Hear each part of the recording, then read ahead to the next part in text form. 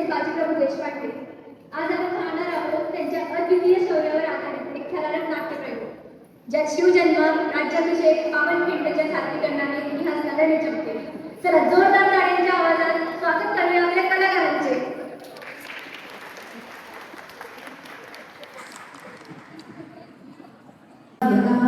धर्मस्य ग्लानिर्भवति भारत अभ्युत्थानमधर्मस्य तदात्मानं सृजाम्यहं परित्राणाय साधूनां विनाशाय च दुष्कृतां धर्मसंस्थापनार्थाय संभवामि युगे युगे.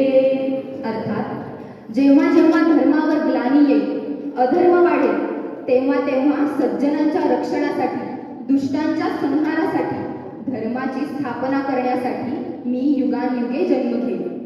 अशीच काहीशी परिस्थिती या महाराष्ट्रात निर्माण झाली होती. सह्याद्रीच्या कड्याकपारींमध्ये काळोख गाठला होता. भूमी रडत होती, रयत अत्याचाराने होरपळत होती.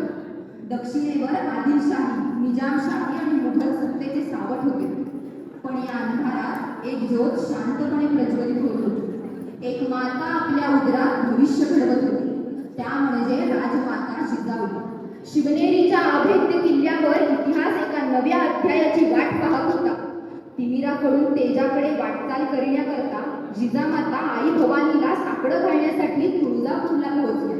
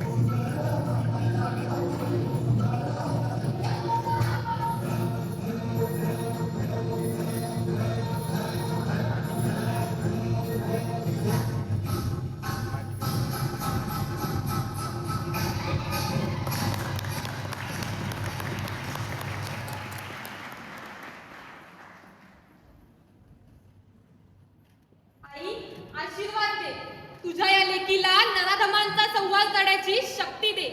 मांगल्याची जपणूक करायची असेल तर आई तुला जन्मात घ्यायलाच हवा.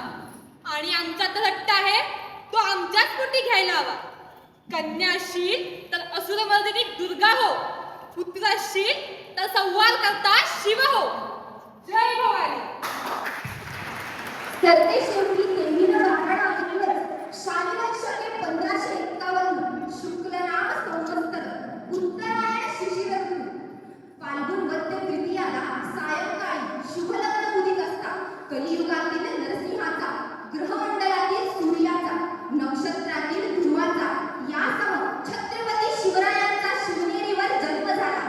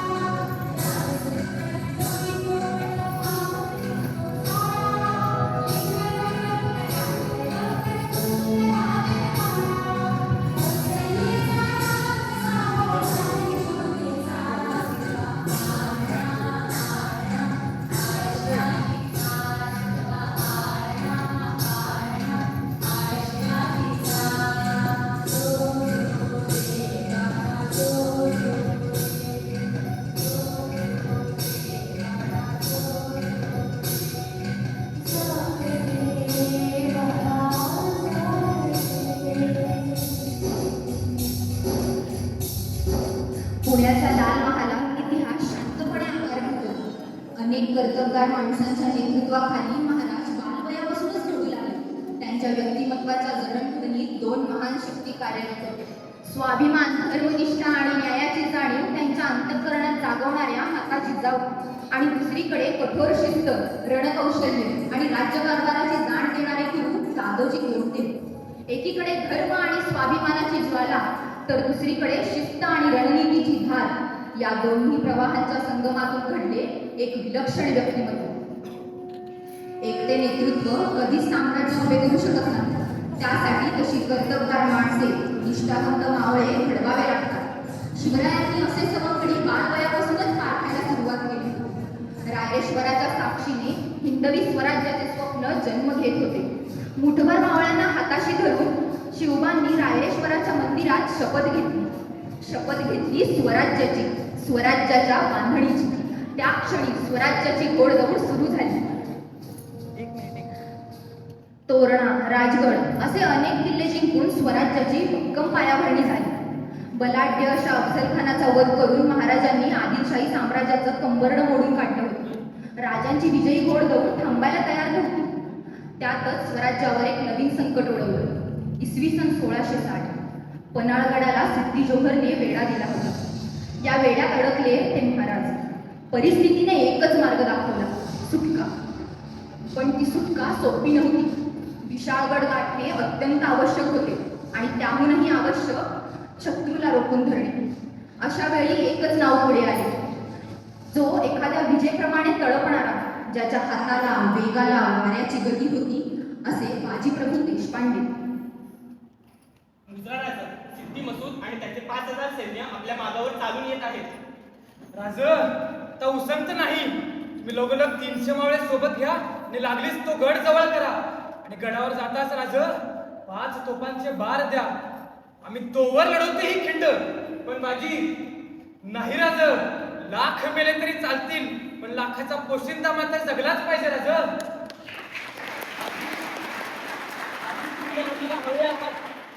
आम्ही गडावर वाट बघतो. लवकर या.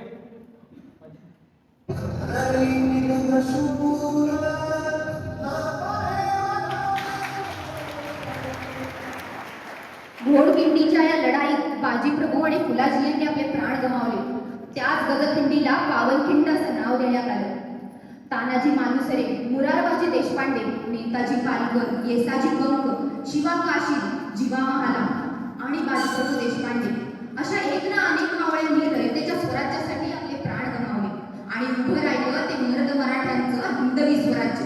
6 जून 1674 मोठ्या दिमाखात माझ्या राजाचा राज्याभिषेक पार पडत होता. मराठ्यांच्या नव्या पर्वाची सुरुवात होत होती.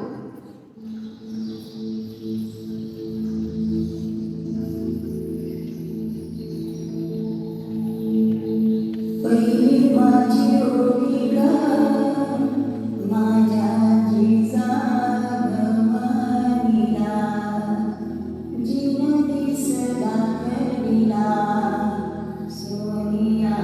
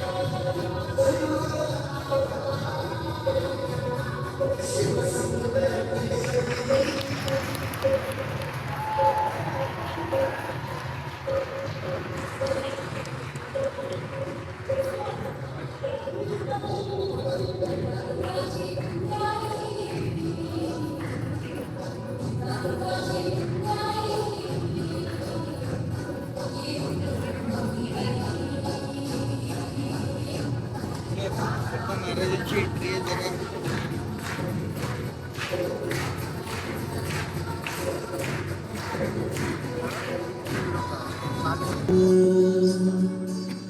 वत कोरड आभाळ समजा दुष्काळ दुष्काळ माती दिले तान्हेली रया शेताची रोगी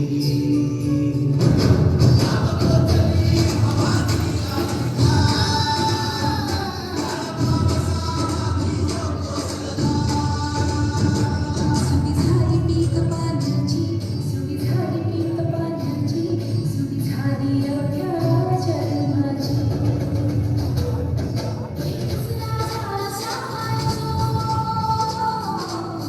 एकच नाचा सहायचो खडकात भाकरी